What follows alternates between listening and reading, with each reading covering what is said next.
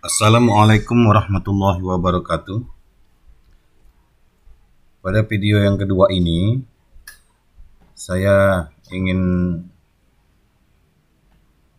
menjelaskan tentang sistem operasi DOS, Disk Operating System, secara garis besar.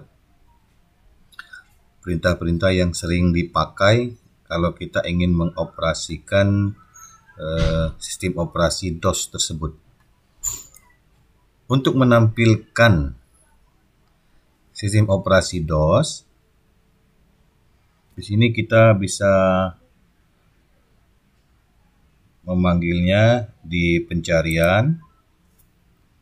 Cukup kita ketikkan cmd, maka di sini akan tampil icon command prompt. Ya, tinggal kita enter. Nah, ini layar sistem operasi DOS. Di sini dia langsung tampil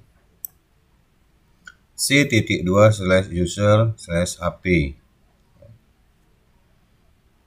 Waktu pertama kali kita memanggil, dia langsung masuk ke sini. Ini artinya kalau di dalam Windows ini disebut dengan folder. Tapi kalau sistem operasi DOS ini kita sebut dengan directory.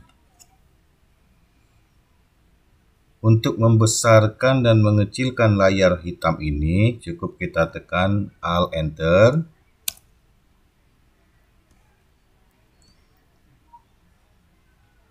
Dan kita kecilkan lagi dengan kita ketik Alt Enter.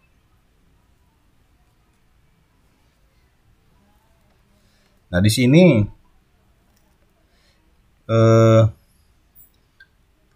ciri khas sistem operasi DOS adalah yang disebut dengan CPROM.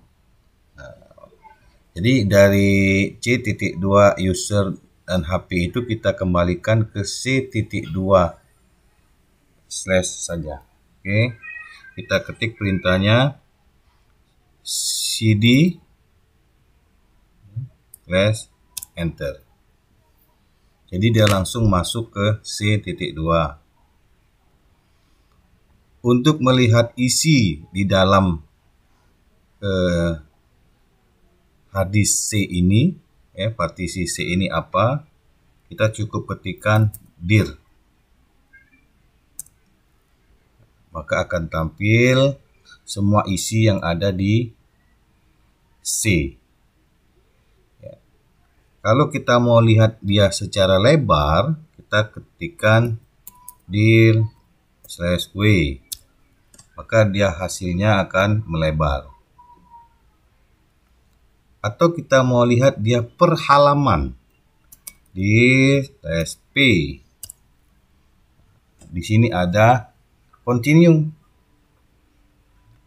Jadi kita bisa melihat dia per halaman. Kita enter lagi. Nah, itu dia akan menampilkan sisa dari satu layar tadi.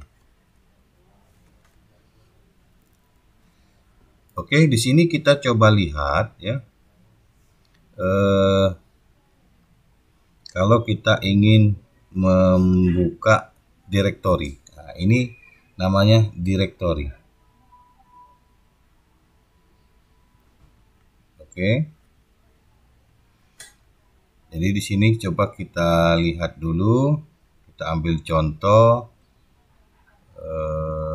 Misalnya ada Windows. Directory Windows. Untuk membuka directory cukup kita ketik cd spasi nama direktorinya apa, Windows, enter. Maka dia masuk ke folder atau directory Windows. Sama seperti perintah pertama tadi, kalau kita ingin melihat isinya, kita cukup dirkan, ya, terlalu banyak isinya, kita coba dir W, Masih banyak juga. Atau kita lihat satu persatu per layar P. Oke. Nah, di situ coba kita lihat lagi, di sini ada yang namanya boot, ya, boot, direktori boot. Nah, artinya kita mau masuk ke direktori itu lagi. Kalau kita tidak mau melanjutkan ke layar berikutnya, cukup kita tekan Ctrl C. Ya, cukup. Jadi kita buka lagi CD boot. Nah, artinya dia masuk ke direktori boot, direktori Windows dan direktori boot. Ya, kita lihat.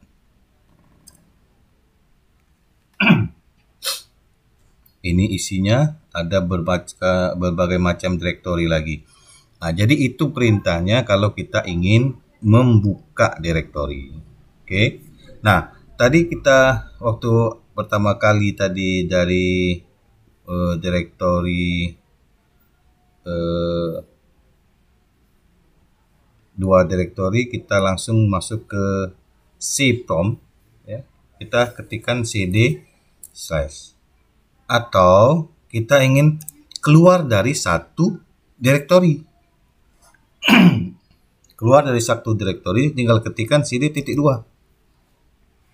Nah, ya, coba kita lihat hasilnya. Nah, artinya dia hanya keluar dari direktori boot. Kita ketikkan lagi cd.2, baru lari ke cprompt namanya. Coba kita bandingkan, kita masuk lagi cd Windows, kita masuk lagi cd boot. Oke, sekarang kita langsung masuk ke cprompt, cd/enter. Jadi bisa langsung kembali ke cprompt, bisa keluar dari direktori. Oke, untuk membersihkan layar kita cukup tekan CLS, ya, CLS, bersihkan layar. Nah, kita di sini coba untuk membuat direktori. Di sini saya coba membuka dua layar command prompt. Nah, langsung masuk ke sini. Kita samakan saja dengan yang satunya. Kita keluar perintahnya tadi. Boleh cd titik-titik, boleh cd langsung slash. Nah, oke. Nah, di layar ini, di layar yang satu ini, di sini kita buat direktori.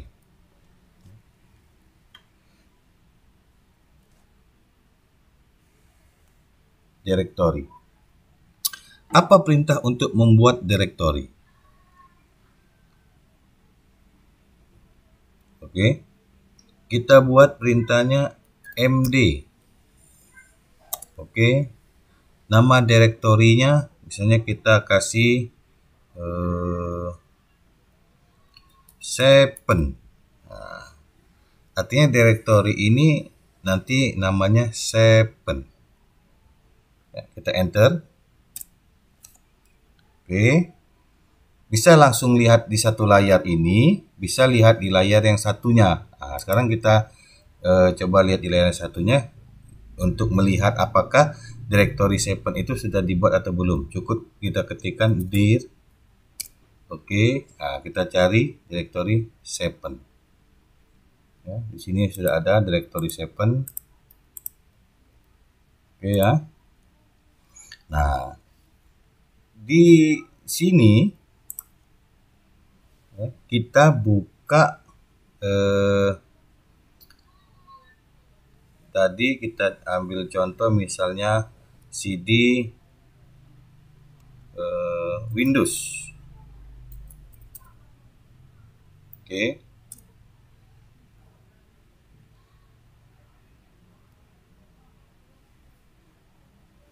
Nah, jangan Windows, coba kita ambil yang sedikit saja isinya. Di sini coba saya lihat cd. Sini ada purpose ya. kita lihat CD purpose. Kita lihat isinya. Oke, di sini ada buku. Dalam direktori CD buku. Oke, coba kita lihat lagi. Nah, di sini kita lihat ada 5 file ya, 5 file. 1 2 3 4 5 file. Nah, 5 file ini akan kita pindahkan ke dalam Seven ini ya. Di layar satunya kita buka direktori ini ya, direktori 7 CD 7. Oke. Kita lihat isinya masih kosong ya, 0 file, kosong. Nah, yang ini file ini mau kita pindahkan ke sini. Kita copy. Ya. Kita copy.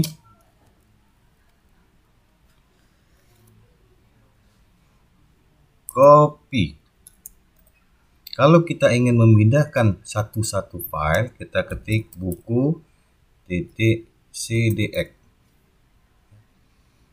Mau dipindahkan kemana? Ke C.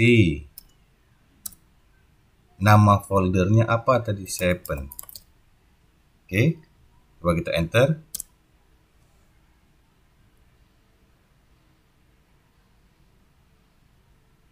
Oh, salah.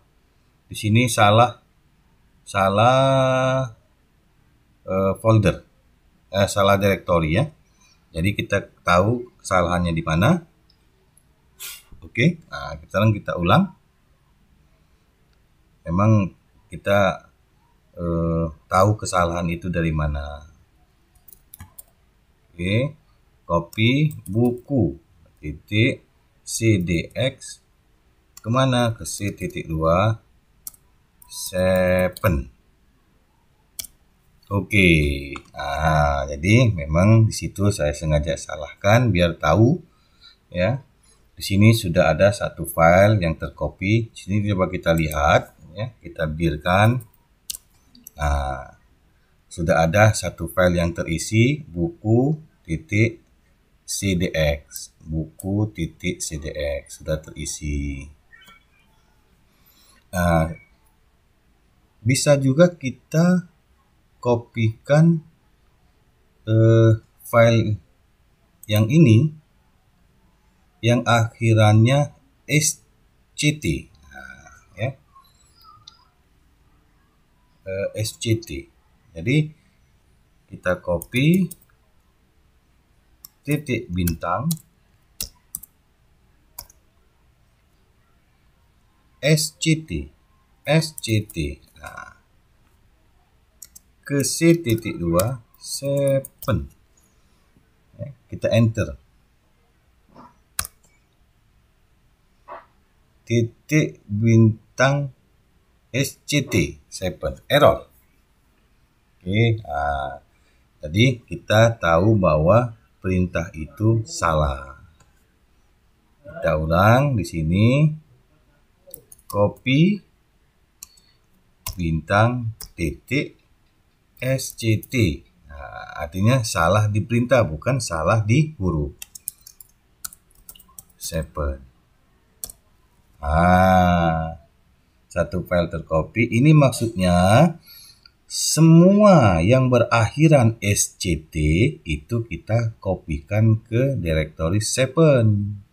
Kebetulan di sini sct-nya ada 1, jadi cuma satu file yang tercopy. Kita lihat lagi di sini, kita dir. Nah, sct, jadi sudah 2 file tercopy. Ya. Nah, di sini coba kita mengkopikan buku. Ada 2 file buku .cdx dan buku .dbf. Ya. Kita coba kopikan kedua buku ini, kedua file ini. Copy.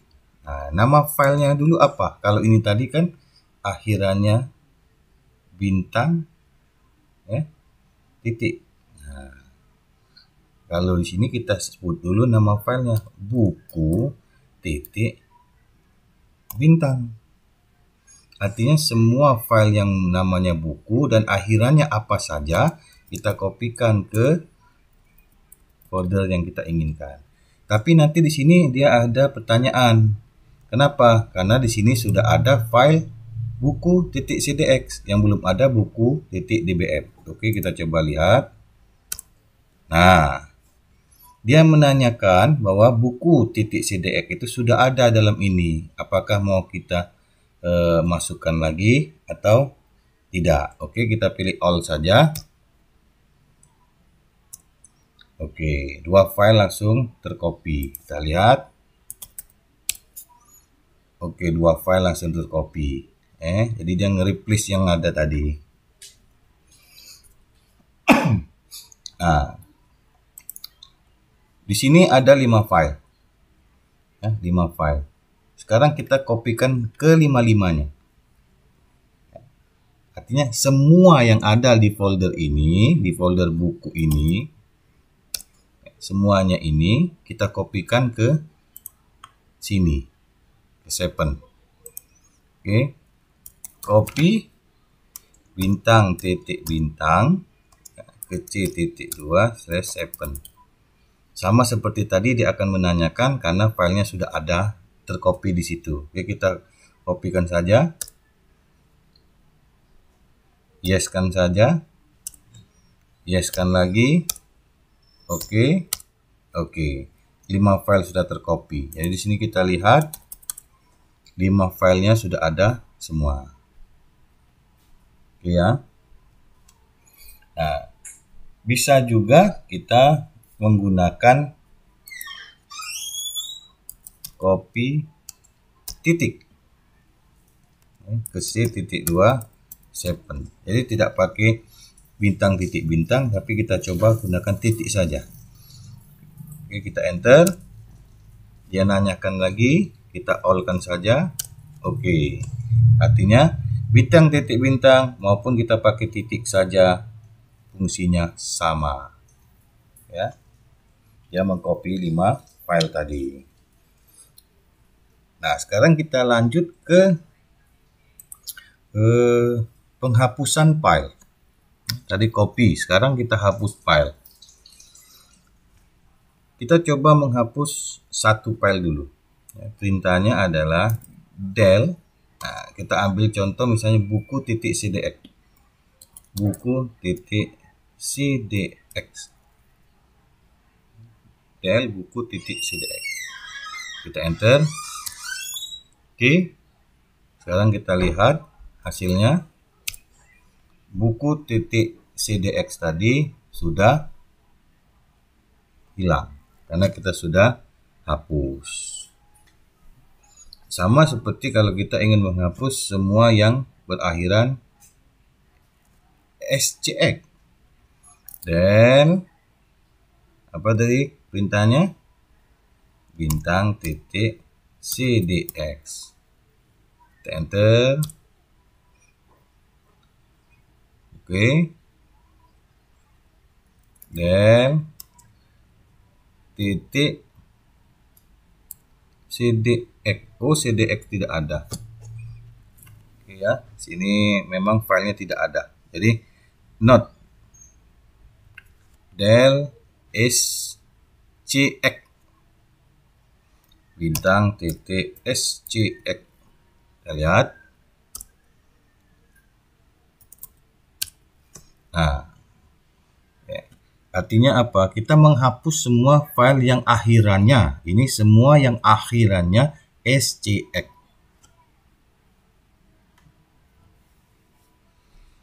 Oke. Nah, kalau kita ingin menghapus semua ini kita hapus, cukup kita ketikkan del titik atau bintang titik bintang. Oke. Kita pilih yes karena dia akan menanyakan apakah Anda yakin? Yes. Oke, kita lihat kosong sudah, karena sudah kita hapus semua. Oke ya. Nah, sekarang kita hapus juga yang directory 7 ini. Directory shipment ini kita hapus. Jadi kita keluar dulu dari sini, ya, keluar ke CPROM, kita lihat di sini ada 7, ya, 7. Sekarang kita hapus. Kita hapusnya rd, nama filenya apa? 7. Kita enter, kita dirkan lagi. Sudah tidak ada 7 di dalam C ini, ya, atau directory 7 sudah hilang. Itu yang sering dipakai perintah-perintah yang ada di sistem operasi DOS, disk operating system, ya. Jadi sebelum adanya Windows ini, sistem operasi inilah yang ada duluan, sehingga kita secara garis besar ingin melihat, ya, apa itu sebenarnya sistem operasi DOS itu. Kalau ingin melihat tanggal, ini coba kita hapuskan dulu layarnya, menghapus layar CLS. Untuk melihat tanggal cukup kita ketikkan date, ya, tanggalnya atau time-nya. Jadi bisa kita sesuaikan perintah-perintah yang ada di sistem operasi DOS. Nah, di sini sini kita tutup dulu, kita pakai satu saja. Nah, di sini ada yang namanya Free Pascal, ya, Free Pascal. Nah, oke, kita coba lihat, ya, kita menjalankan Pascal ini di DOS dan di sistem operasi Windows. Kita lihat di sini sistem operasi Pascalnya.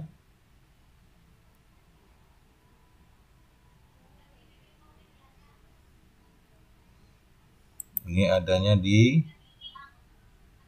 kita lihat Pascal bin i386 Win32 FPIX. Nah, jadi nama filenya itu FPIX, ya, nama filenya.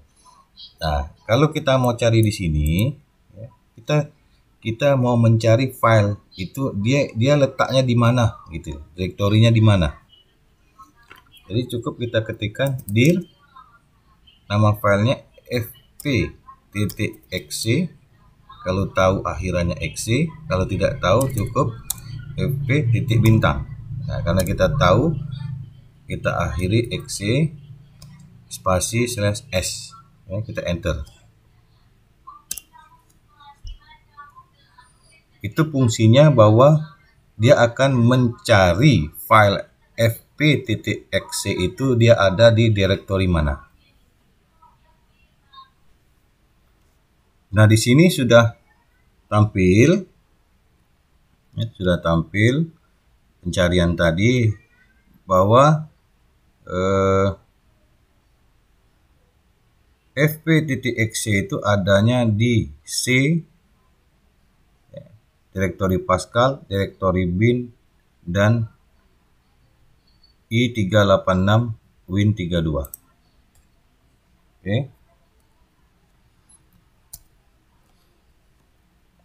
Kita coba buka, ya, cd Pascal, boleh di enter, boleh kita buka, kita tambahi langsung bin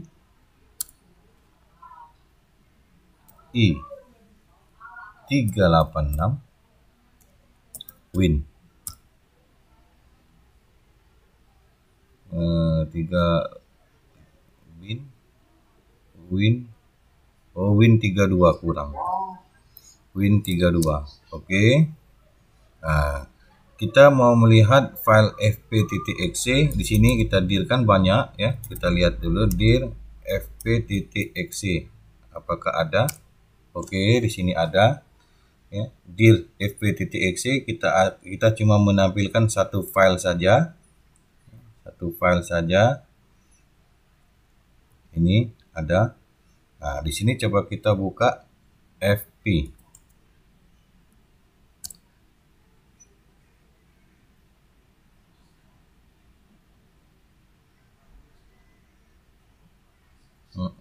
Kita coba fp.exe.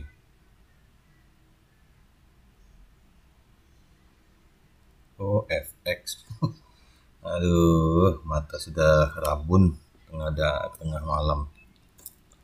fp bukan fx, fp. Oke. Dia akan langsung masuk ke, ini saya tutup dulu, ke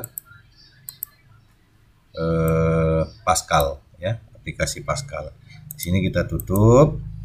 Nah, ini kalau kita menjalankannya di sistem operasi DOS. Nah, kalau kita jalankan di sistem operasi Windows, coba kita double klik. Nah, sama dia. Oke, sama. Jadi Pascal itu pada awalnya sudah saya jelaskan sebelumnya, Pascal itu berjalan pada sistem operasi DOS awalnya ya. Tapi karena DOS sudah dibeli oleh Microsoft, maka namanya MS-DOS. Jadi Pascal pun bisa berjalan di sistem operasi Windows ya. Ini coba kita tutup, exit.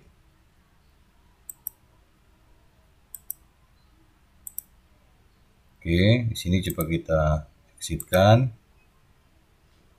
Oke. Nah, bedanya di sini langsung tertutup karena di sini Windows, di sini dia langsung masuk ke sistem operasi yang namanya DOS. Itu saja secara garis besar perintah-perintah yang ada di sistem operasi DOS. Ya. Kita bersihkan layar, kita keluar dulu, balik ke CPROM. Kalau seandainya ada satu partisi lagi, misalnya partisinya D, bisa kita lihat D.2, maka dia lari ke D.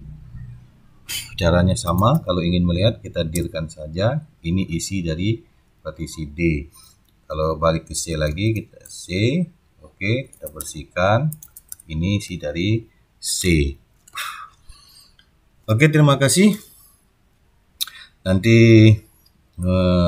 pada pertemuan selanjutnya akan saya jelaskan secara garis besar juga sistem operasi di Windows. Mungkin sudah banyak yang tahu, tapi saya akan menjelaskan secara garis besarnya saja. Terima kasih. Wassalamualaikum warahmatullahi wabarakatuh.